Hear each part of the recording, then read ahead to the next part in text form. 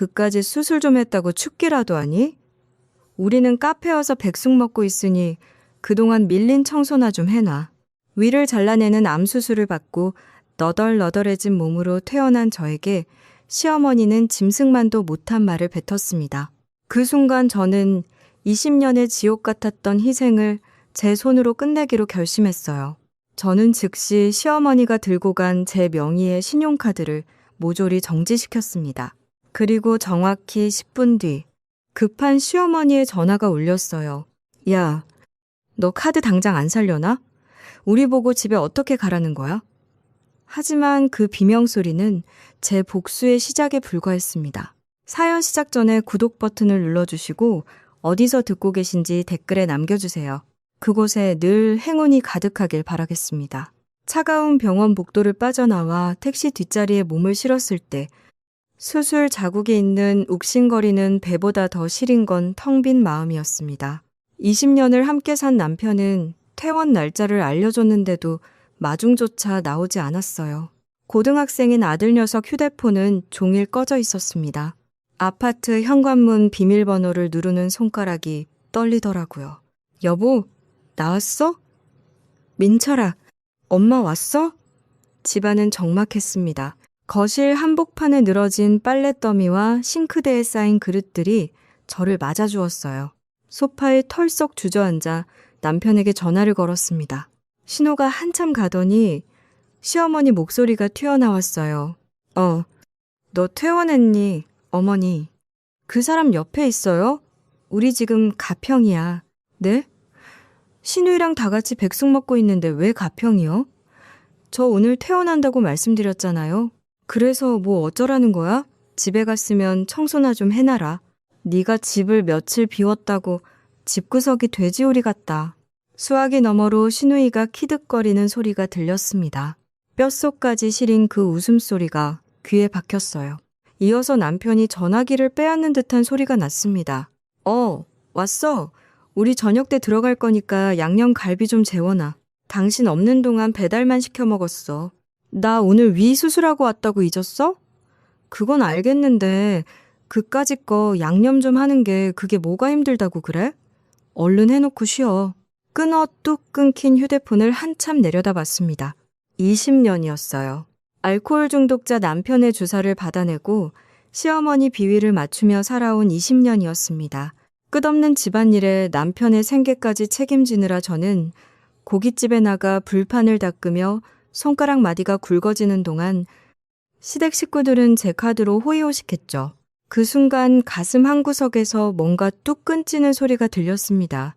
저는 휴대폰을 두 손에 꽉 쥐고 은행 어플을 열었어요. 손가락이 더 이상 떨리지 않더라고요. 시어머니 손에 들려있던 제 신용카드 2장. 분실 신고 정지 확인 버튼을 누르는 순간 입가에 차가운 미소가 번졌습니다. 곧장 현관으로 걸어가 도어락 뚜껑을 열었어요. 저들이 절대 떠올리지 못할 숫자로 비밀번호를 바꿔버렸습니다. 수술 받던 날 병실 번호와 제 결혼 기념일을 거꾸로 조합한 8자리 새 비밀번호가 입력되는 짧은 멜로디가 그렇게 통쾌할 수가 없었습니다. 문고리를 안에서 단단히 걸어 잠그고 뒤돌아섰을 때 비로소 이 집이 처음으로 제 집처럼 느껴졌어요. 그리고 동네 부동산 3곳에 차례로 전화를 걸었습니다. 네, 행복부동산입니다. 사장님, 우리 아파트 급매로 좀 내놔주세요. 시세보다 20% 빼서요. 네? 20%요? 사모님, 그렇게까지 안 빼셔도 금방 빠지는 단지인데 빨리 빠지는 게 제일 중요해요. 오늘 안에 손님 보여주실 수 있죠? 3곳에 똑같이 부탁을 마치고 전화를 끊었을 때 시계는 정확히 오후 3시 40분을 가리키고 있었어요. 가평에서 결제가 안 됐는지 정확히 10분쯤 지나자 휴대폰이 미친 듯이 울리기 시작했습니다. 시어머니였어요. 받자마자 비명에 가까운 고함이 쏟아졌습니다. 야, 너 카드 왜 막았어? 여기 가평이야. 백숙값을 어쩌라고? 너 미쳤어? 저는 통화 종료 버튼을 누르고 그대로 수신 차단을 걸어버렸습니다. 손바닥에 닿은 그 차가운 화면이 어쩜 그렇게 든든하던지요. 안방으로 들어가 장롱 깊숙이 박아두었던 낡은 가계부를 꺼냈습니다. 남편이 술집에서 긁어댄 카드 영수증, 시누이가 백화점에서 결제한 명품 영수증, 시어머니가 친구들과 호텔 뷔페에서 쓴 영수증까지 빼곡히 적혀 있었습니다. 캐리어를 꺼내 가계부와 영수증 뭉치를 차곡차곡 담았어요. 수북하게 쌓인 거래 내역서를 한 장씩 넘기며 손이 부들부들 떨렸습니다. 분노라기보다 차라리 허탈함에 가까웠어요. 내가 어떻게 살아온 건지. 몇 시간 뒤 휴대폰에서 알림이 울렸습니다. 현관문 위에 달아둔 작은 카메라 어플이었어요. 지난해 택배 도난 사건이 잦아 제가 직접 설치했습니다. 화면을 켜자 복도에 시어머니와 남편이 헐레벌떡 도착하는 모습이 보였어요. 야, 빨리 문 안 열어? 빨리 안 열어? 인연이 미쳤나? 비밀번호가 왜 안 맞는 거야? 문을 발로 차는 소리가 안방까지 작게 울려 퍼졌습니다. 저는 침대 끝머리에 걸터 앉아 화면 속에서 펄쩍펄쩍 뛰는 두 사람을 가만히 들여다봤어요. 신기하게도 무섭지가 않더라고요. 복도에 울려 퍼지는 저 욕설이 마치 다른 세상일처럼 들렸습니다. 저는 무료 법률 상담 사이트를 검색해 게시판에 글을 올리기 시작했어요. 이혼 소송, 위자료, 재산 분할. 지난 20년 동안 한 번도 입에 올려본 적 없는 단어들을 또박또박 적어 내려갔습니다. 자판을 두드리는 손가락 끝에서 묘한 힘이 솟아나는 게 느껴졌어요. 복도에서는 여전히 발길질 소리가 끊이지 않았습니다. 휴대폰 화면 속 남편이 문을 차다 지쳐 바닥에 주저앉는 모습이 잡혔습니다. 그 옆에서 시어머니가 머리를 쥐어뜯으며 누군가에게 전화를 거는 모습도요. 아마 시누이일 겁니다. 저는 식탁 위에 컵을 꺼내 따뜻한 보리차를 따랐어요. 수술한 자리가 욱신거렸지만 마음은 처음으로 평온했습니다. 20년을 짓눌러온 무거운 짐이 비로소 어깨에서 흘러내리는 기분이었어요. 창밖으로 해가 뉘엿뉘엿 넘어가는 동안 저는 아직 한 번도 본 적 없는 새로운 저를 가만히 마주하고 있었습니다. 복도에서 한참 발길질을 해대던 남편과 시어머니가 갑자기 조용해졌어요. 이상한 정적에 휴대폰 화면을 다시 들여다봤습니다. 두 사람이 서로 귓속말을 주고받더니 멀리 서 있던 아들 민철이를 끌고 와 현관문 바로 앞에 세우는 게 보였어요. 엄마, 나야. 문 좀 열어줘. 추워 가슴이 철렁 내려앉았습니다. 그 아이는 얇은 후드티 한 장만 걸친 채로 입김을 호호 불고 있었어요. 더 떨어. 더 떨라고. 애미 마음 약해지게. 야, 한 번 더 불러. 엄마라고 크게. 엄마, 진짜 추워. 손이 얼 것 같아. 한 번만 문 열어줘. 저는 입술을 깨물며 휴대폰을 꽉 움켜쥐었습니다. 머리로는 저게 함정이라는 걸 알았어요. 저들이 일부러 아이를 앞세웠다는 걸 빤히 봤거든요. 그런데도 다리가 저절로 현관 쪽으로 움직이더라고요. 20년을 키운 자식 목소리가 그렇게 무섭게 와닿을 줄 몰랐습니다. 손가락이 도어락 위에서 한참을 머뭇거렸어요. 엄마, 나 진짜 감기 걸릴 것 같단 말이야. 결국 저는 현관문을 열고 말았습니다. 문이 다 열리기도 전이었어요. 남편이 발로 문을 걷어차며 안으로 밀고 들어왔습니다. 뒤이어 숨어 있었는지 시누이까지 튀어나왔어요. 야, 진짜 머리가 어떻게 됐어? 남편이 제 머리채를 와락 잡아챘습니다. 위 수술 자리가 찢어지는 듯한 통증이 밀려왔어요. 나 이거 놔. 어디서 저런 게 안방마님 노릇이야. 빨리 끌어내. 남편은 제 머리채를 잡은 채로 현관 복도까지 질질 끌어냈습니다. 차가운 대리석 바닥에 무릎이 쿵 부딪혔어요. 수술한 배에서 뜨거운 통증이 솟구쳐 올랐습니다. 시어머니가 다가와 제 얼굴에 침을 탁 뱉었어요. 나쁜 것. 감히 시미카드를 끊어? 너 같은 게 무슨 며느리야? 너 같은 게... 민철이는 그 광경을 보면서도 한마디도 못하고 굳어 있었습니다. 시어머니가 민철이 팔을 거칠게 잡았어요. 들어가라. 애미 안 보면 그만이야. 할머니. 엄마가 닥치고 들어가. 민철이가 끌려 들어가며 저를 한번 돌아봤습니다. 겁에 질린 그 눈빛이 가슴에 박혀왔어요. 남편은 이제 캐리어를 복도로 내던졌습니다. 가계부와 영수증 뭉치가 와르르 쏟아졌어요. 잘난 척 그만하고 친정에 나가서 빌붙어라. 어차피 너 데려갈 데도 없잖아. 쾅 하고 현관문이 제 눈앞에서 닫혔습니다. 도어락 잠기는 소리가 마치 비웃음처럼 들렸어요. 저는 차가운 복도 바닥에 한참을 그렇게 앉아 있었습니다. 위 수술한 자리가 욱신거리고 머리는 잡아뜯긴 자리가 화끈거렸어요. 흩어진 영수증을 하나하나 주워 모으는데 눈물이 뚝뚝 떨어지더라고요. 이대로 무너질 순 없었습니다.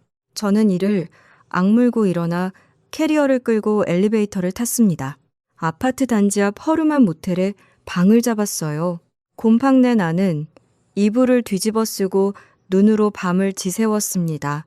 다음 날 아침 모텔 거울 앞에 섰을 때 헝클어진 머리에 부어오른 얼굴이 비쳤습니다. 거울 속 저를 한참 들여다보다 차가운 물로 세수를 했어요.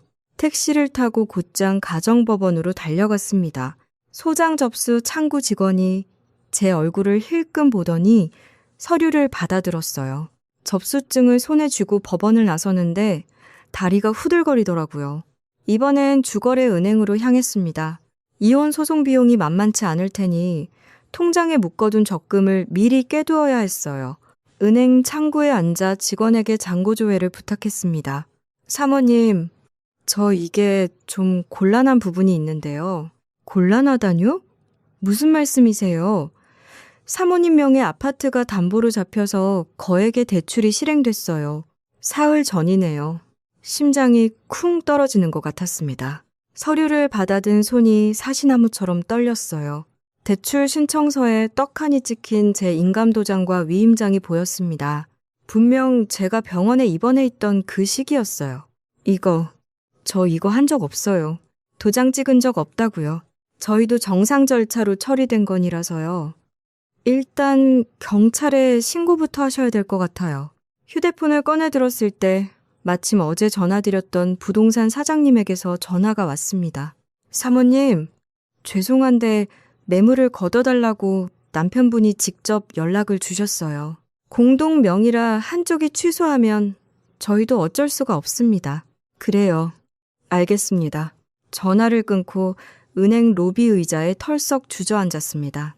집을 차지한 남편이 한 발 앞서 움직였던 거예요.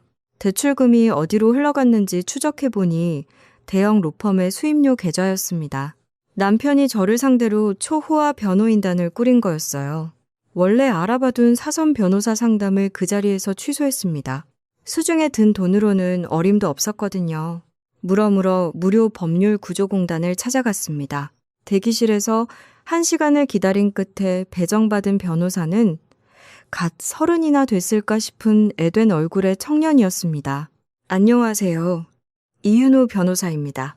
사정 한번 들어볼게요. 저는 그동안 있었던 일을 차근차근 풀어놓았습니다. 윤 변호사가 메모를 하며 듣다가 한숨을 푹 내쉬었어요. 사정은 딱한데요. 솔직히 말씀드리면 지금 가지고 계신 증거로는 부족해요. 위임장 위조건도 입증이 쉽지 않고요. 상대가 큰 로펌이면 더 어렵습니다. 그래도 방법이 있을 거 아니에요? 저 이대로 무너질 수는 없습니다. 일단 차근차근 가봅시다. 시간이 좀 걸릴 거예요. 상담을 마치고 사무실을 나오는데 휴대폰이 울렸습니다. 고깃집에서 같이 일하던 동료 정수 언니였어요. 야, 너 어디야?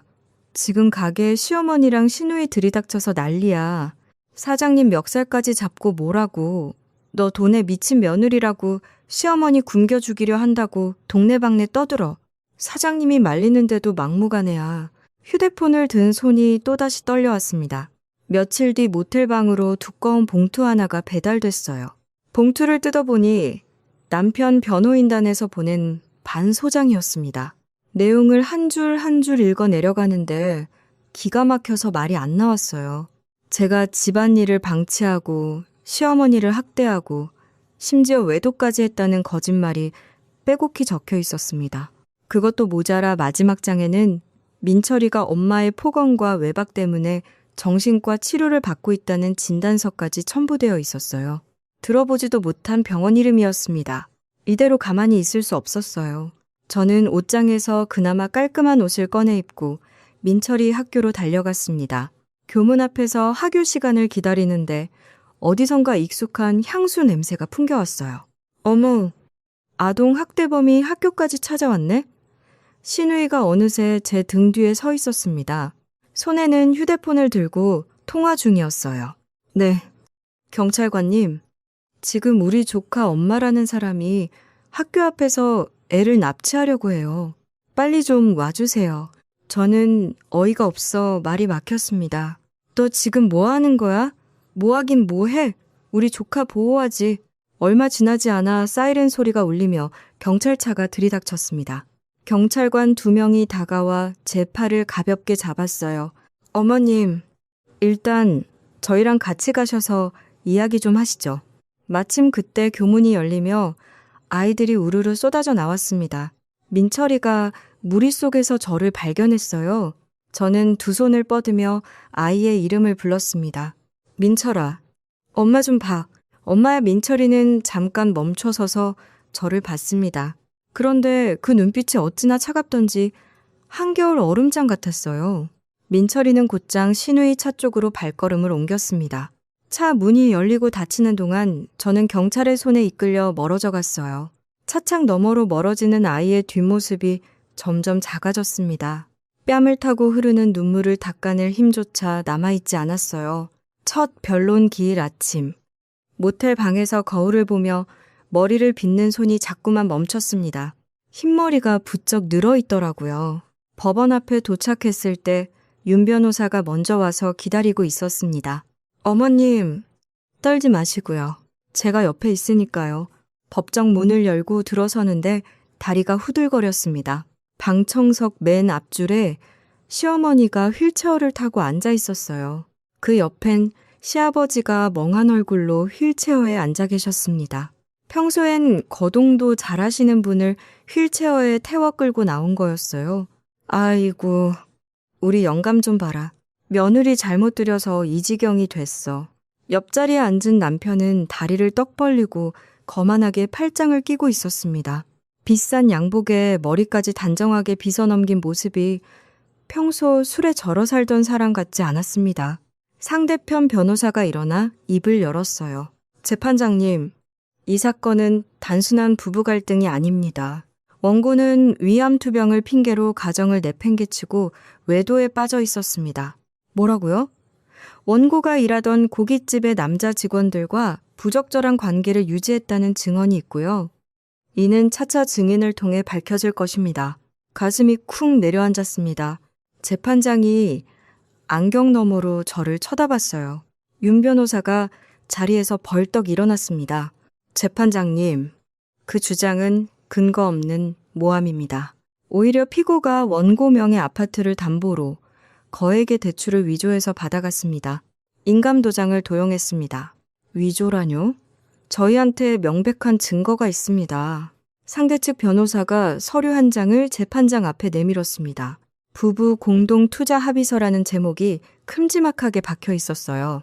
제 서명이 떡하니 들어가 있는 서류였습니다.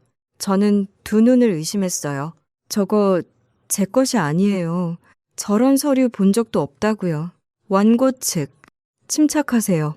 윤 변호사가 서류를 살펴보더니 입술을 깨물었습니다. 서명만 봐서는 위조인지 진짜인지 가려내기 어려운 솜씨였어요. 재판장이 한참을 들여다보다 고개를 끄덕였습니다. 일단 이 합의서가 있다면 대출 자체를 위법으로 보기는 어렵겠군요. 그 한마디에 윤 변호사 어깨가 축 처졌습니다. 상대 측 변호사가 다음 카드를 꺼냈어요. 증인 출석시키겠습니다. 방청석 뒷문이 열리며 낯익은 얼굴들이 줄줄이 들어왔어요. 같은 동네 살던 부녀회장 김 여사, 옆 동네 사는 박씨 아줌마, 그리고 아파트 경비실 앞 슈퍼 사장까지 평소엔 저를 보고 살갑게 인사하던 사람들이었습니다. 김 여사가 증인석에 앉았습니다. 저는 평소부터 저 사람 행실을 좀 의심했어요. 시어머니한테 살림비를 안 드리고 자기 옷만 사입고 그랬거든요. 화장품도 비싼 것만 쓰고요. 거짓말이에요. 저 화장품도 잘 안 쓰는 사람인데. 원고, 가만히 계세요. 박씨 아줌마가 다음 증인석에 올라섰습니다. 저 집 어른들 고생을 어떻게 다 말로 하겠어요. 며느리가 어찌나 시어머니를 무시하던지 동네에서 다 알아요. 윤 변호사가 일어나 반대 신문을 하려 했지만 증인들 입에서 나오는 거짓말은 너무도 매끄러웠습니다. 마치 누군가 미리 대본을 짜준 것처럼 술술 흘러나왔어요. 재판장이 안경을 벗어 닦으며 윤 변호사를 쳐다봤습니다. 원고 측 변호인. 추가 소명 자료가 없으면 피고 측 주장을 인용할 수밖에 없겠어요. 다음 기일까지 준비하십시오. 법정을 나서는 길에 다리에 힘이 풀려 휘청거렸습니다. 윤 변호사가 저를 부축해줬어요. 어머님, 죄송합니다. 제가 부족해서요. 변호사님, 잘못 아니에요. 저들이 너무 치밀한 거죠. 두 번째 기일까지 시간이 일주일밖에 없었어요. 저는 무작정 옛 동네를 돌아다녔습니다. 뭐라도 단서를 찾아야 했거든요. 남편이 자주 가던 단란주점 골목을 어슬렁거리던 둘째 날 밤이었습니다. 골목 끝 어두컴컴한 술집 뒷문에서 익숙한 실루엣이 나타났습니다. 남편이었어요. 옆에는 머리를 노랗게 물들인 사내 하나가 함께 서 있었습니다. 남편이 두툼한 봉투 하나를 그 사내에게 슬쩍 건넸어요. 봉투 안에서 5만 원권 다발이 살짝 비쳤습니다. 저는 황급히 휴대폰을 꺼내 그 장면을 찍었어요. 손가락이 떨려서 셔터를 누르는 게 쉽지 않더라고요. 연달아 5장 정도 찍고 골목 뒤로 몸을 숨겼습니다. 심장이 미친 듯이 뛰었어요. 이 정도면 뭔가 나올 거라는 기대가 부풀어 올랐습니다. 다음 날 아침 일찍 윤 변호사 사무실로 달려갔어요. 찍은 사진들을 내밀며 흥분한 목소리로 설명했습니다. 변호사님, 이거 보세요. 남편이 누구한테 돈 갖다 바치는 거예요. 분명히 뭔가 구린 걸 거예요. 윤 변호사가 한참 사진을 들여다보더니 표정이 어두워졌습니다. 어머님, 이 사람이 누군지 제가 좀 알아봤는데요. 동네 술집 사장 박상철 씨예요. 남편분 고등학교 선배고요. 그게 무슨 상관이에요? 두 사람 친분 때문에 그냥 평소에 빌렸던 돈 갚는다고 둘러대면 그만이에요. 차용증 한 장만 만들어 와도 끝납니다. 저쪽 로펌이면 충분히 해낼 만한 솜씨고요. 희망의 풍선이 터지는 기분이었어요. 그럼 이 사진은 아무 쓸모가 없는 거예요? 결정적이지 않다는 거예요. 다른 걸 더 찾아봐야 돼요. 사무실 문을 닫고 나오는데 다리에 힘이 빠졌습니다. 모텔 방으로 돌아와 침대에 쓰러지듯 누웠어요. 천장을 멍하니 바라보는데 휴대폰 알림이 울렸습니다. 문 앞에 우편물이 도착했다는 모텔 프런트의 전화였어요. 프런트에 내려가 받아든 봉투에는 본회의가 적혀 있지 않았습니다. 방에 올라와 봉투를 뜯었어요. 안에서 손편지 한 장이 나왔습니다. 민철이 글씨였어요. 저는 떨리는 손으로 편지를 펼쳐 읽었습니다. 엄마, 나 이제 엄마 안 봐도 돼요. 엄마가 우리 집을 망쳐놨잖아요. 할머니랑 아빠가 너무 불쌍해요. 나도 이제 엄마 친권 같은 거 필요 없어요. 법원에 탄원서도 냈어요. 엄마는 우리한테 오지 말아요. 영원히요. 편지를 읽어내려가는 동안 눈물이 뚝뚝 떨어졌습니다. 종이 위에 또렷한 눈물 자국 2개가 번져 있었습니다. 민철이 눈물이었어요. 그런데 글을 자세히 읽어보니 이상한 부분이 한두 군데가 아니었습니다. 친권 상실, 영원히, 탄원서, 이런 단어들은 17살짜리 입에서 나올 만한 표현이 아니었어요. 신우이가 옆에서 한 줄씩 불러줬을 게 뻔했습니다. 그래도 마지막에 꾹꾹 눌러 쓴 글씨만은 분명 우리 민철이 손글씨였어요. 저는 편지를 가슴에 끌어안고 침대에 엎드려 한참을 울었습니다. 20년을 키운 아들에게 이런 편지를 받게 될 줄이야. 새벽까지 잠을 이루지 못하고 뒤척이는데 갑자기 명치 끝이 뜨끔하더라고요. 처음엔 그러려니 했는데 통증이 점점 거세졌습니다. 식은땀이 줄줄 흘렀어요. 화장실로 기어가 변기를 붙잡는데 입에서 새빨간 피가 울컥 쏟아졌습니다. 수술 자리가 잘못된 모양이었어요. 저는 휴대폰을 더듬어 잡고 119 버튼을 가까스로 눌렀습니다. 희미해지는 의식 속에서 마지막으로 머릿속을 스친 건 민철이 얼굴이었어요. 이대로 다 끝나는 건가? 20회를 견뎌온 끝이 고작 이거란 말인가? 응급실 사이렌 소리가 멀리서 점점 가까워졌습니다. 저는 차가운 화장실 바닥에 뺨을 댄 채 눈을 감았어요. 링거줄에 매달린 채 눈을 떴을 때 천장에 흰 형광등이 눈부시게 쏟아져 들어왔습니다. 목이 바짝 말라 갈라지는데도 몸을 일으킬 힘이 없더라고요. 병실 벽시계가 새벽 5시를 가리키고 있었습니다. 이틀을 꼬박 의식 없이 누워 있었던 거였어요. 윤 변호사가 다녀갔는지 협탁 위에 작은 죽도시락이 놓여 있었습니다. 천천히 몸을 일으켜 죽을 한 숟갈 떠 입에 넣었는데 병실 문이 벌컥 열렸습니다. 고깃집 사장님이 두툼한 서류 가방을 들고 성큼 들어오셨어요. 60평생 식당 주방을 지켜온 분이라 손바닥이 거칠고 두툼한 사람이었습니다. 아이고, 영순아, 사람이 어쩜 이 지경이 되도록 혼자 끙끙대니? 사장님, 여긴 어떻게 알고 오셨어요? 그 윤 변호사인지 뭔지 아는 청년이 어제 가게로 찾아왔더라. 너 응급실 실려갔다고 해서 내가 얼마나 놀랐는 줄 알아? 사장님이 가방을 무릎에 올려놓고 지퍼를 천천히 열었습니다. 안에서 두꺼운 서류 뭉치가 한 보따리 쏟아져 나왔어요. 영순아, 잘 들어. 일전에 네 시어머니랑 그 시누이가 우리 가게 와서 행패 부린 거 기억나지? 네. 그날 정수 언니가 저한테 전화했었어요. 그날 말이야. 내가 주방에서 그 꼴을 보고 있는데 머리가 핑 도는 거야. 뭔가 이상한 낌새가 들더라고. 그래서 내 휴대폰 녹음기를 슬쩍 켜놨어. 심장이 쿵 뛰었습니다. 사장님이 휴대폰 화면을 톡톡 두드려 녹음 파일 하나를 재생했어요. 지지직거리는 소리 끝에 시어머니의 익숙한 쇠소리가 또렷이 흘러나왔습니다. 너네 사장이 도대체 우리 며느리한테 얼마나 잘해줬길래 우리 카드를 못 쓰게 만들어? 엄마, 진정해. 어차피 그 돈 다 우리가 쓴 거잖아. 들킨 거지 뭐. 녹음을 듣는 동안 손이 부들부들 떨려왔습니다. 저들이 제 돈을 쓴 사실을 자기들 입으로 인정하는 자백이 그대로 박혀 있었어요. 이거면 좀 쓸만하지? 사장님? 이걸 어떻게... 이게 다가 아니야. 여기 봐라. 네가 우리 가게 들어온 게 정확히 20년 전 3월이었지? 그날부터 오늘까지 출근부 다 챙겨놨다. 단 하루도 빠진 적 없는 게 여기 다 적혀 있어. 20년치 출근부였습니다. 빛바랜 종이부터 새 것까지 차곡차곡 정리되어 있었습니다. 그리고 이건 좀 미안한 건데 사장님이 다른 녹음 파일 하나를 재생했어요. 5년 전쯤 남편이 가게로 찾아와 사장님께 행패 부리던 날의 녹음이었습니다. 사장님, 우리 마누라 월급 앞으로 내 계좌로 직접 넣어줘요. 그 인간이 돈 관리를 못합니다. 안 그러면 내가 가만 안 둘 거예요. 가게에 불이라도 지르든지 뭔 짓을 할지 모릅니다. 너 모르고 있었지?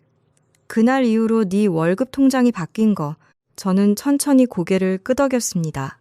남편이 어느 날 갑자기 통장 번호를 바꾸라고 했고 저는 영문도 모른 채 따랐던 기억이 떠올랐어요. 사장님, 이걸 다 어떻게... 영순아, 내가 너 들어온 지 한 1년 됐을 때부터 알고 있었어. 이 집안 사정이 보통 아니라는 거. 그래서 그냥 두지 못하겠더라. 언젠가는 너한테 줄 패가 필요할 것 같아서 모아뒀던 거야. 뜨거운 눈물이 뺨을 타고 흘러내렸습니다. 20년을 묵묵히 곁에서 지켜봐 주신 분이 계셨다는 사실에 가슴이 메어왔어요. 오전 9시쯤 윤 변호사가 헐레벌떡 병실로 뛰어들어왔습니다. 어머님, 사장님이 가지고 오셨다고요? 자료요? 사장님이 윤 변호사 앞으로 서류와 녹음 파일들을 쭉 펼쳐놓았습니다. 윤 변호사가 한 장 한 장 살피더니 눈빛이 점점 매서워졌어요. 이거면 부부 공동 투자라는 저쪽 주장을 완전히 깰 수 있습니다. 20년 출근부 보세요. 어머님이 매일 새벽 5시 반에 출근해서 밤 11시에 퇴근하셨어요. 이런 사람이 어떻게 남편이랑 같이 사업 투자를 합니까? 정말요? 정말이에요. 게다가 녹음본까지 있으면 인감도용 정황까지 의심할 수 있고요. 어머님, 이제 반격 들어갈게요. 사흘 만에 퇴원한 저는 곧장 윤 변호사와 함께 은행 본점으로 향했습니다. 사장님이 직접 자필 보증서까지 써주셨어요. 은행 직원이 서류를 살펴보더니 한참을 망설이다 입을 열었습니다. 사실 저희도 처음부터 이상하게 생각했어요. 위임장에 찍힌 인감하고 평소 거래 인감이 미세하게 다르다는 느낌이 있었거든요. 이 대출 건에 김모 씨라는 사람이 중간에 끼어 있었습니다. 김모 씨요? 정확히 누군가요? 동네에서 좀 알려진 대출 브로커예요. 정식 자격증은 없는 사람이고요.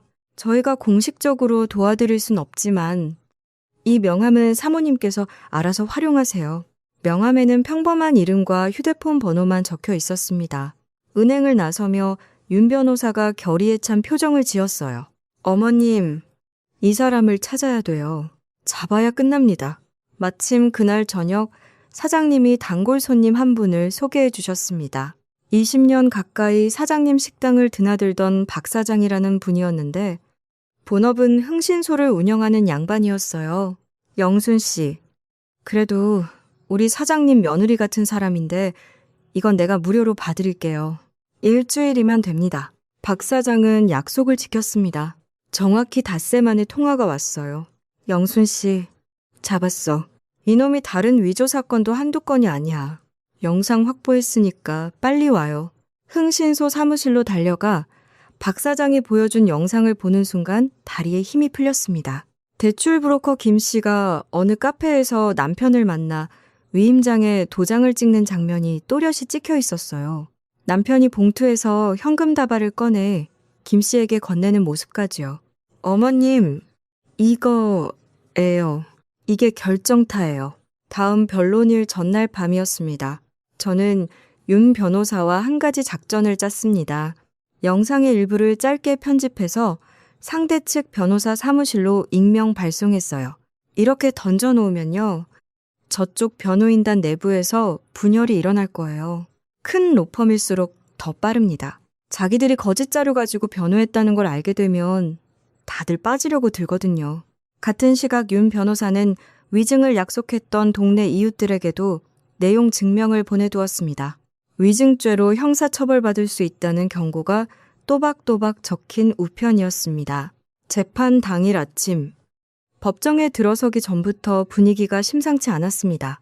상대 측 변호인단이 어딘가 안절부절 못하는 기색이었어요. 방청석엔 시어머니와 남편만 덩그러니 앉아 있었습니다. 증인으로 나와야 할 동네 이웃들 자리가 텅 비어 있었어요. 피고 측, 오늘 출석 예정이던 증인들은 어디 있습니까? 그게 갑작스럽게 출석이 어렵다는 연락을 받아서요. 단체로요? 상대 변호사가 진땀을 흘렸습니다. 남편의 얼굴이 점점 굳어졌어요. 그때 윤 변호사가 자리에서 일어났습니다. 재판장님, 원고 측에서 새로운 증인을 신청합니다. 원고가 20년간 근무한 식당의 사장님이십니다. 법정 뒷문이 열리고 사장님이 들어오셨어요.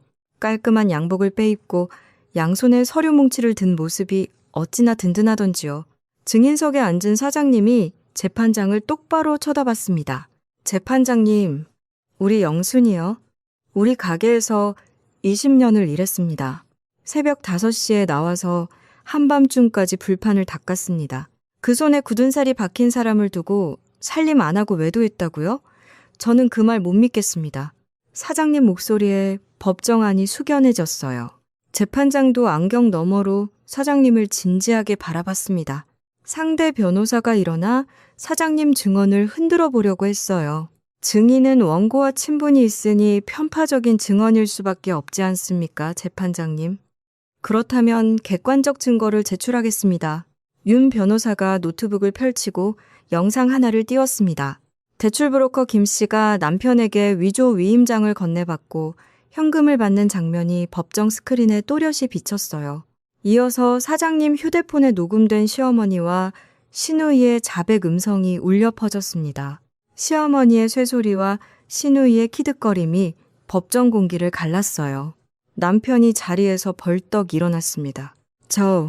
저거 다 조작이에요. 저게 무슨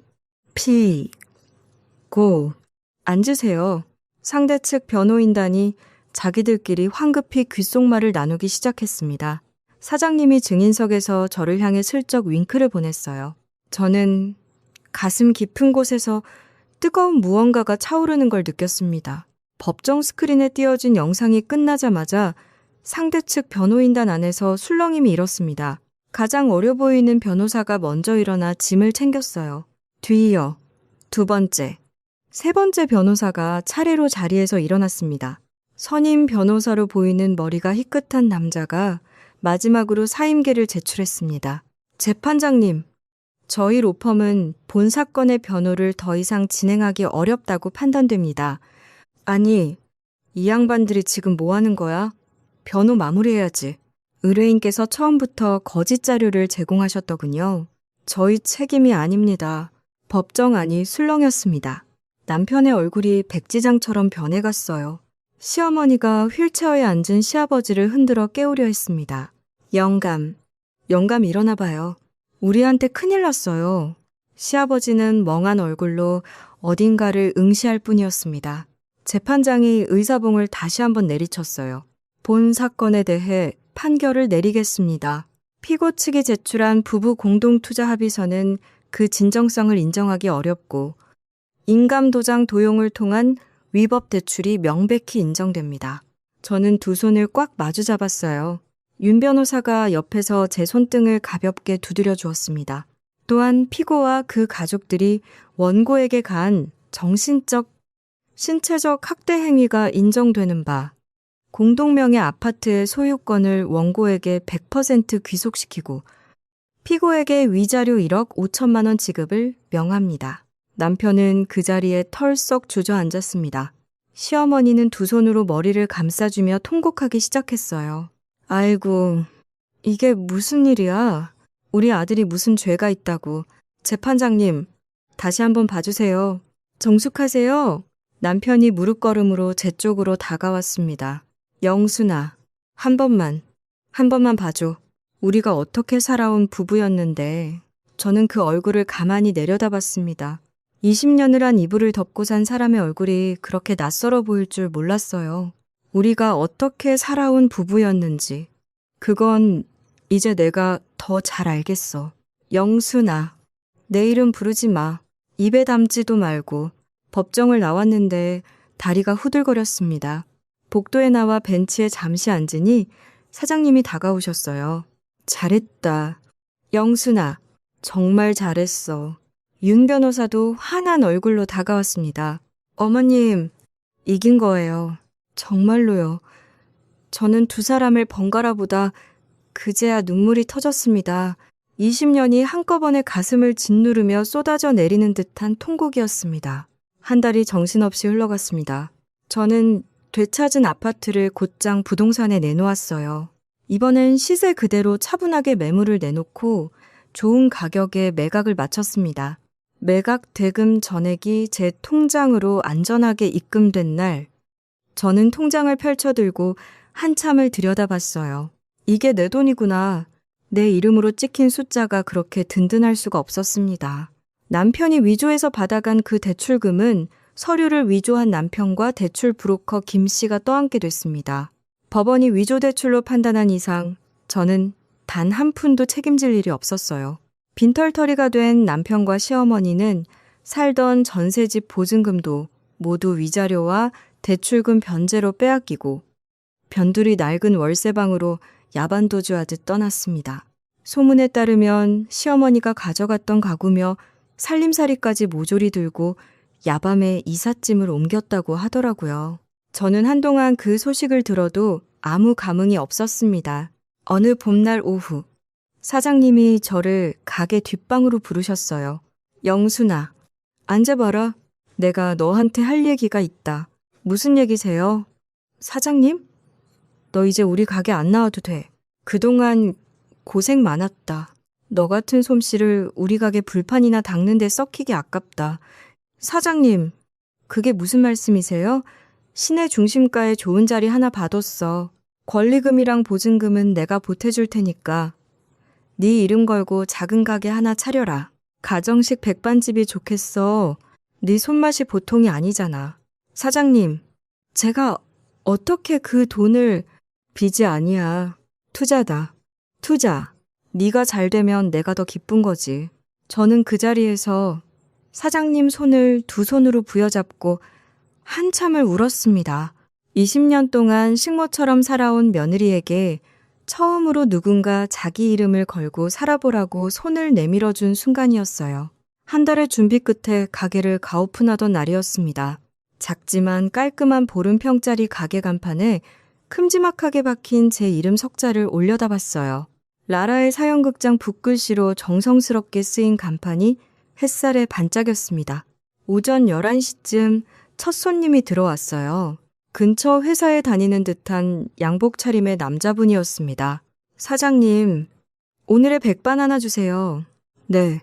손님, 금방 내드릴게요. 20년간 갈고 닦은 솜씨로 차린 백반 한 상이었습니다. 갈치조림, 시금치나물, 깍두기, 콩나물 무침, 그리고 갓 지은 쌀밥. 손님이 한 숟갈 떠 입에 넣더니 눈이 휘둥그레졌어요. 어머님, 이거 진짜 우리 어머니 손맛이에요.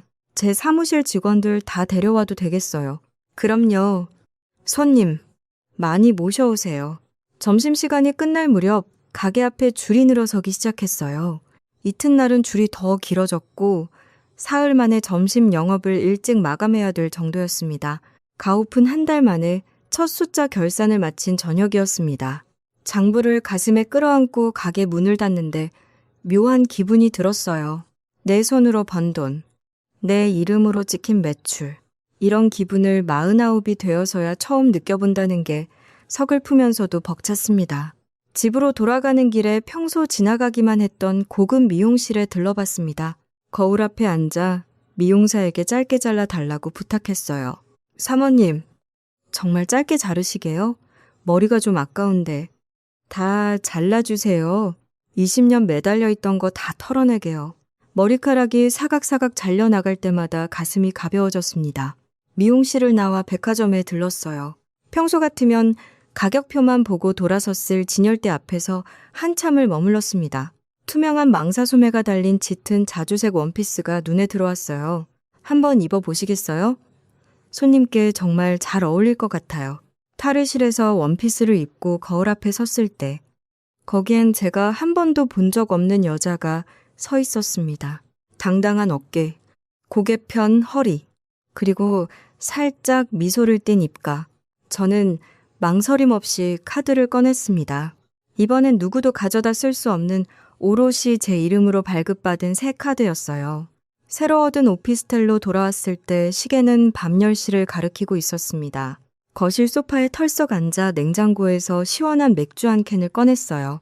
캔을 따는 톡 쏘는 소리가 어찌나 청량하던지요. 창밖으로 도시의 불빛들이 반짝이는 풍경이 펼쳐졌습니다. 저는 그 풍경을 한참 바라보며 천천히 맥주를 한 모금 들이켰어요. 며칠 뒤 가게에 커다란 꽃바구니 하나가 배달됐습니다. 배달기사가 환하게 웃으며 꽃바구니를 카운터 위에 올려놓았어요. 사장님, 개업 축하해요. 정말 예쁘죠? 꽃바구니 사이에 작은 카드 하나가 꽂혀 있었습니다. 저는 카드를 꺼내 펼쳐봤어요. 어머님, 가게 개업 진심으로 축하드립니다. 이번 일로 제가 어머님께 배운 게 훨씬 더 많았습니다. 앞으로 좋은 일만 가득하시길 응원하겠습니다. 윤지훈 드림. 카드를 한 손에 든 채 가게 안을 둘러봤습니다. 손님들이 따뜻한 김이 모락모락 피어오르는 백반을 맛있게 먹고 있었어요. 주방에서는 새로 뽑은 직원들이 분주하게 반찬을 담고 있었습니다. 이 모든 것이 제 손끝에서 시작되어 펼쳐진 풍경이었어요. 저는 카드를 가슴께에 살포시 안았습니다. 49. 두 번째 인생의 출발선에 비로소 단단히 발을 디딘 기분이었어요. 가게 문을 연 지 정확히 석 달이 되던 날 오후였습니다. 점심 장사를 마치고 잠시 한숨 돌리던 참에 가게 유리창 밖으로 익숙한 실루엣이 어른거렸어요. 까만 교복, 늘어진 가방끈, 한쪽으로 비뚤어진 자세, 심장이 쿵 내려앉았습니다. 민철이었어요. 저는 앞치마를 풀 새도 없이 가게 문을 박차고 뛰어나갔습니다. 가까이 다가가 본 아이의 몰골은 차마 눈뜨고 보기 어려웠어요. 왼쪽 눈가에 시퍼런 멍이 들어 있었고 입술도 한쪽이 터져 피딱지가 앉아 있었습니다. 교복 바지는 무릎이 찢어졌고 신발은 흑투성이었습니다. 민철아, 너 이게 무슨 꼴이야? 누가 이랬어? 만지지 마. 민철아, 다 엄마 때문이잖아. 엄마가 집을 깨버려서 이 모양이 된 거잖아. 저는 그 말에 한참을 멍하니 서 있었습니다. 석 달 만에 처음 본 아들 입에서 나온 첫마디였어요. 엄마가 아빠 가만뒀으면 우리 집 안 망했어. 할머니랑 고모도 멀쩡했고 내 인생이 이렇게 안 됐다고. 민철아, 엄마 얘기 좀 들어봐. 듣기 싫어. 그냥 듣기 싫다고. 그때 아이가 들고 있던 가방의 옆구리 지퍼가 풀어졌습니다. 뭔가 우르르 길바닥으로 쏟아져 내렸어요. 저는 허리를 굽혀 그것들을 주워들었습니다. 하얗고 누런 종이 쪽지가 한 움큼 있었습니다. 차용증, 독촉장, 빚 독촉 안내문.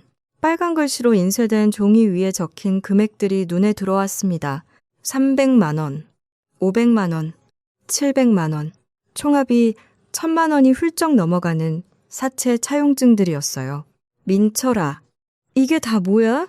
이거 아무것도 아니야. 돌려줘. 여기 박민철이라고 네 이름이 적혀 있잖아. 이게 어떻게 된 거야, 고모가? 고모가 내 휴대폰으로 뭐 좀 결제했어? 별거 아니야. 가슴 한구석이 차갑게 얼어붙는 기분이었습니다. 아들 명의로 휴대폰 소액 결제를 한도 끝까지 긁어 쓴 거였어요. 신우이가 그렇게 잠적해버렸던 겁니다. 민철아, 너 지금 아빠한테 매일 맞고 있지? 안 그래? 아니야. 이 멍. 친구한테 맞은 거 아니잖아. 아빠 일이니까 엄마는 신경 쓰지 마. 어차피 우리 다 엄마 때문에 이렇게 된 거니까. 저는 아이의 어깨를 잡고 가게 안으로 데려가려 했습니다. 아이는 끝까지 버티며 들어오지 않으려 했어요. 겨우 달래서 안쪽 자리에 앉히고 따뜻한 콩나물국과 밥 한 그릇을 차려줬습니다. 민철이는 한참 노려보다 결국 숟가락을 들었어요. 배가 어지간히 고팠는지 허겁지겁 밥을 퍼먹는 모습에 저는 고개를 돌렸습니다. 눈물이 자꾸 차올라서요. 저녁 영업이 시작될 즈음 민철이를 택시에 태워보냈습니다. 집으로 가라는 말은 차마 못했어요. 대신 친구 집에 가서 자라며 손에 돈을 쥐어줬습니다. 엄마, 나 가. 그래. 다치지 말고. 택시가 떠나는 모습을 지켜보며 저는 가게 앞에서 한참을 서 있었습니다. 가슴 한복판이 빗물처럼 밑이 비어버린 기분이었어요. 다음날 새벽이었습니다. 가게 문을 열고 출근한 막내 직원 진영이가 비명을 질렀어요. 사장님, 빨리요. 저는 주방에서 뛰쳐나갔습니다.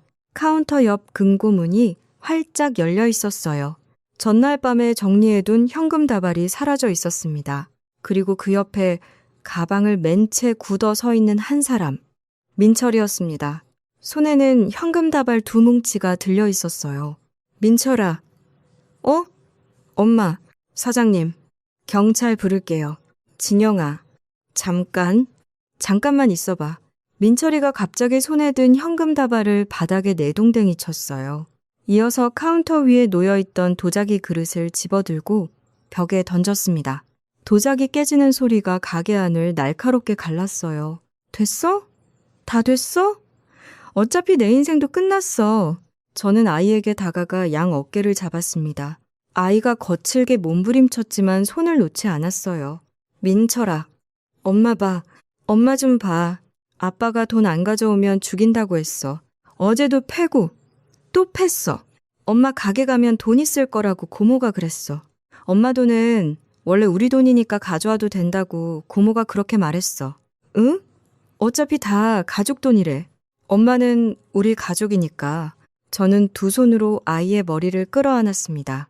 뜨거운 눈물이 아이의 정수리를 적셨어요. 이 아이를 어떻게 구할 것인가. 그날 밤 가게를 정리하고 오피스텔로 돌아온 저는 한숨도 못 잤습니다. 새벽 2시쯤 휴대폰이 울렸어요. 남편 번호였습니다. 받을지 말지 잠시 망설이다 통화 버튼을 눌렀어요. 여보세요. 영순이지. 무슨 일이야? 야, 너 잘 들어. 내일 아침까지 1000만 원 송금해. 우리 민철이 합의금이라고 하자. 합의금? 무슨 합의금? 가게에서 도둑질했잖아. 미성년자가 도둑질했으니까 합의 안 보면 소년원 가는 거 알지? 엄마니까 알아서 해야지. 너 지금 네 아들 가지고 그러는 거야? 빨리 송금해. 안 그러면 정말 소년원으로 보내버린다. 전화가 끊겼습니다. 저는 한참을 어둠 속에 앉아 있었어요. 손에 든 휴대폰 화면에 통화 종료 시각이 또렷이 찍혀 있었습니다.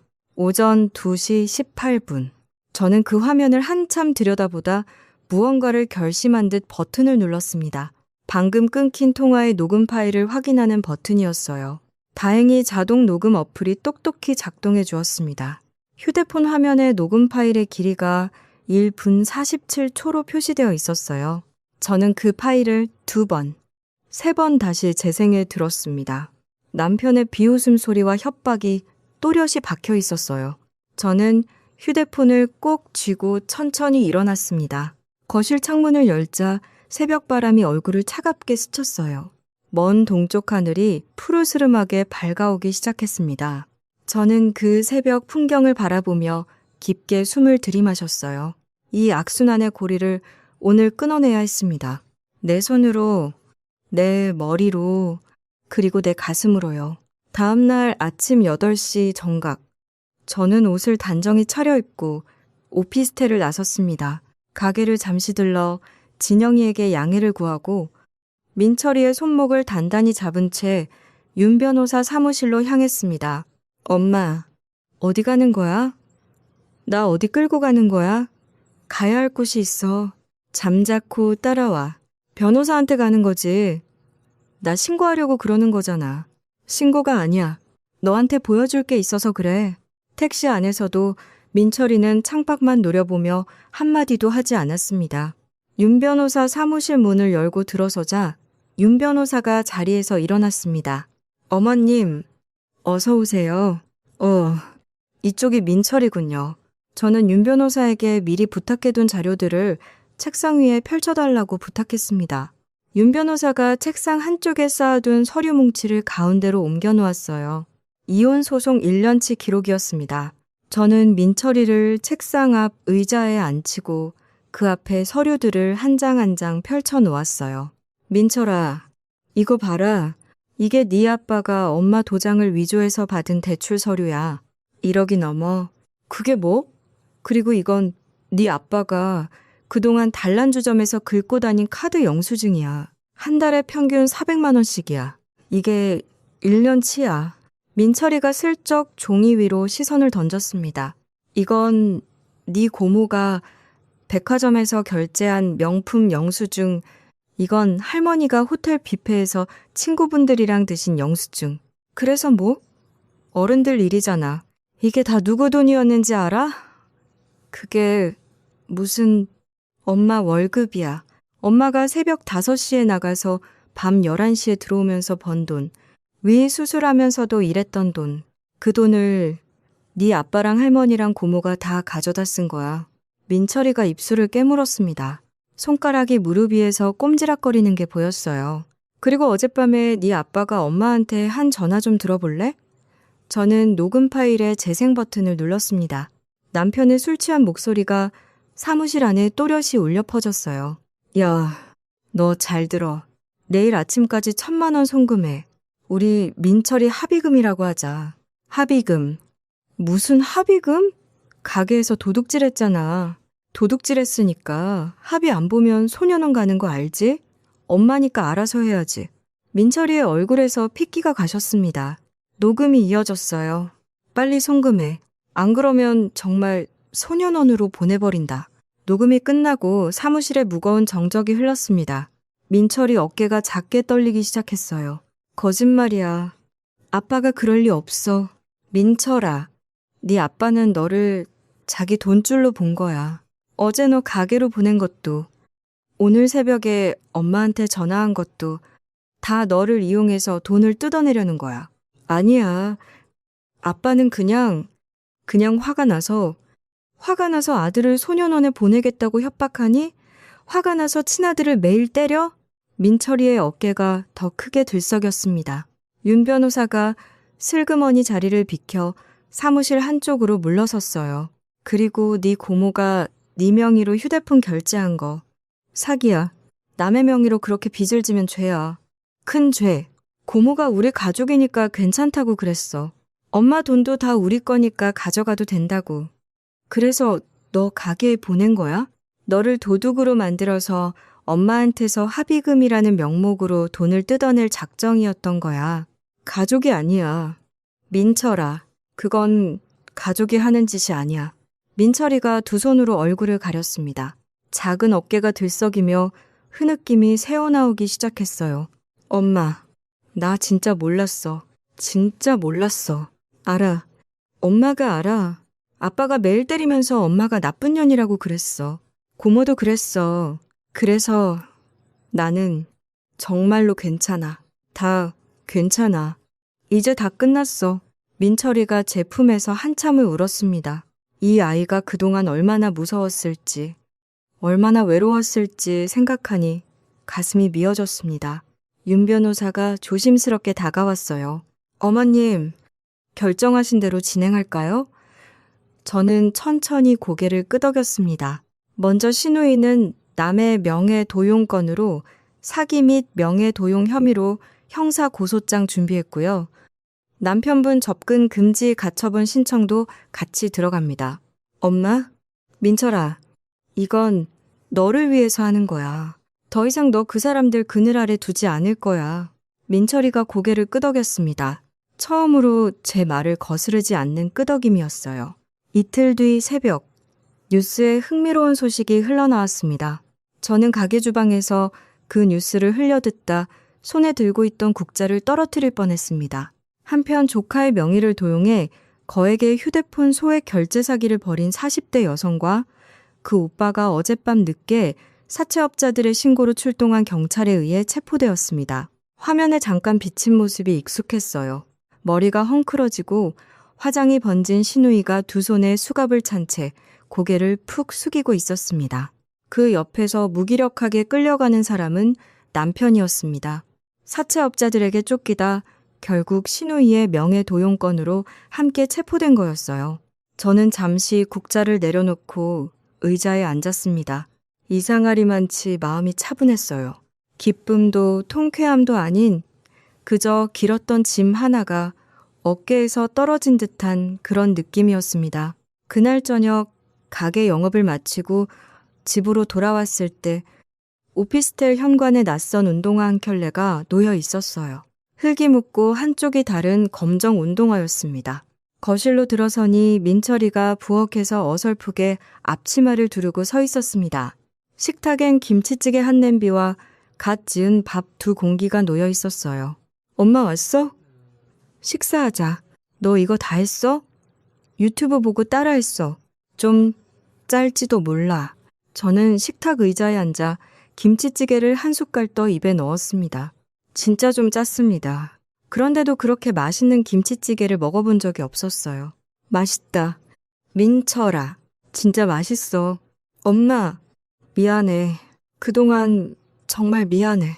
엄마도 미안해. 네 옆에서 더 잘 지켜주지 못해서. 밤늦게까지 우리는 식탁에 마주 앉아 그동안 못한 이야기를 나눴습니다. 민철이가 아빠한테 맞은 이야기, 고모한테 휘둘린 이야기, 학교에서 외톨이로 지낸 이야기까지 저는 한마디 한마디 가슴에 새기며 들었습니다. 다음날 아침 일찍 저는 민철이와 함께 새 학교로 전학 수속을 밟으러 갔어요. 오피스텔 근처에 있는 깨끗한 인문계 고등학교였습니다. 행정실에서 서류를 다 정리하고 나오는 길에 우리는 학교 교복점에 들렀습니다. 민철이가 새 교복을 입고 거울 앞에 섰을 때 저는 한참을 그 모습을 바라봤습니다. 깔끔하게 다린 셔츠, 잘 맞는 바지, 그리고 환하게 웃는 얼굴. 그제야 비로소 제 아들이 17살다운 아이로 돌아온 것 같았어요. 엄마, 좀 어때? 잘 어울려. 너무 잘 어울려. 교복점을 나서며 민철이가 슬쩍 제 팔짱을 꼈습니다. 저는 그 작은 손길에 가슴이 뜨거워졌어요. 엉킨 실타래가 마침내 풀려가고 있었습니다. 천천히, 하지만 분명하게요. 1년이라는 시간이 손가락 사이로 흐르는 모래처럼 지나갔습니다. 작은 백반집 하나로 시작했던 가게는 이제 점심마다 길 건너편까지 줄이 늘어서는 동네 명소가 되었어요. 지난달엔 어느 방송국의 맛집 프로그램에서 촬영을 다녀갔습니다. 방송이 나간 다음 날부터는 멀리 지방에서도 손님들이 찾아오기 시작했습니다. 저는 이제 시내 다른 동네에 이 호점을 가오픈하기 직전이었어요. 방송국 PD가 카메라를 들이대며 인터뷰를 청하던 날, 저는 가게 앞에 서서 환하게 웃을 수 있었습니다. 사장님, 성공 비결이 뭐라고 생각하세요? 비결이라고 할 게 있나요? 그저 손님 한 분 한 분 정성껏 모신 것밖에 없습니다. 방송이 나간 뒤 가게에는 손님들이 2배로 늘었습니다. 저는 사장님과 상의해 이 호점을 차리기로 결정했어요. 이 호점 오픈 전날 저녁, 본점에서 늦게까지 정리를 하다 셔터를 내리려던 참이었습니다. 가게 앞 가로등 아래 2사람이 어른거리는 게 보였어요. 한 사람은 휠체어 대신 지팡이를 짚고 절뚝이며 서 있었습니다. 다른 한 사람은 산발한 머리에 후줄근한 옷차림이었어요. 가까이 다가가 본 2사람의 모습은 한참 동안 알아볼 수 없을 정도였습니다. 남편이었습니다. 옆에 선 사람은 시어머니였어요. 영순아, 저는 가게 문 앞에 서서 2사람을 가만히 내려다봤습니다. 악취가 코를 찔러왔어요. 며칠은 씻지 못한 듯한 몰골이었습니다. 시어머니가 갑자기 무릎을 꿇었어요. 며느라, 한 번만 우리 좀 살려주라. 남편도 절뚝이며 무릎을 꿇으려 했습니다. 다리가 성취하는지 휘청거리다 결국 바닥에 주저앉았어요. 영순아, 우리 누나가 안에서 너무 힘들어해. 영치금 좀 보내줘. 그리고 나도 다리가 이래서 병원비가. 며느라, 한 번만. 예정을 생각해서 한 번만. 예정? 누가 누구한테 예정을 운운하는 거예요?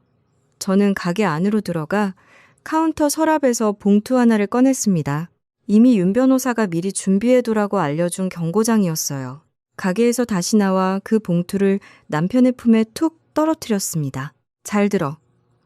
내 가게 100m 이내로 다시 들어오면 그때는 바로 법적 조치 들어갈 거야. 이건 경고장이고 내용 증명은 이미 발송 준비해놨어. 며느라. 어떻게 사람이 이렇게 변했어? 어떻게 변한 게 아니에요. 그동안 못했던 말을 이제 하는 것뿐이에요. 마침 가게 안에서 정리를 마친 진영이가 나왔습니다. 사장님, 경찰 부를까요? 응, 부르자. 남편과 시어머니가 그 말에 화들짝 놀라 자리에서 일어났습니다. 야, 잠깐만. 인연이 진짜 사람을 어떻게 보고. 빨리 가요. 경찰 오기 전에요. 2사람은 어둠 속으로 절뚝이며 도망치듯 사라졌습니다. 골목 끝으로 멀어지는 2사람의 뒷모습을 한참 바라보다 저는 가게 안으로 들어왔습니다. 사장님, 괜찮으세요? 진영아, 너도 얼른 가라. 내일 일찍 출근해야지. 진영이가 짐을 챙겨나간 뒤 가게의 마지막 불을 껐습니다. 셔터가 내려가는 소리가 그날따라 더 청량하게 울렸어요. 저는 가벼운 걸음으로 주차장 쪽으로 향했습니다. 저 멀리서 사이렌 소리가 점점 가까워졌다 다시 멀어져 갔어요. 주차장 한쪽에 새로 뽑은 흰색 차 한 대가 서 있었습니다. 운전석에 키가 훌쩍 큰 청년 하나가 앉아 있었어요. 민철이었습니다. 지난 1년 사이 키가 10cm는 더 자란 것 같았어요. 어깨도 떡 벌어졌고 얼굴도 더 단단해졌습니다. 차창을 내리고 환하게 웃는 모습이 어찌나 든든하던지요. 엄마, 늦었네. 오래 기다렸어? 미안. 손님이 좀 있었어. 누구? 아빠 또 왔어? 응, 왔다 갔어. 별일 없어.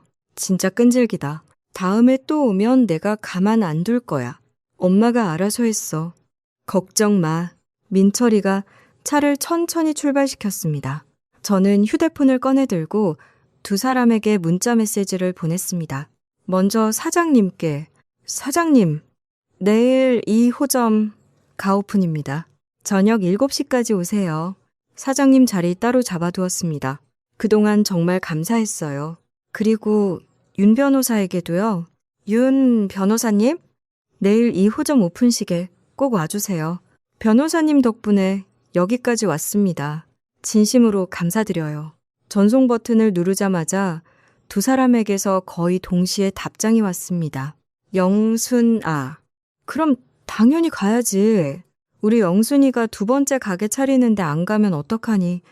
내일 일찍부터 가서 도와줄게. 어머님, 무조건 갑니다.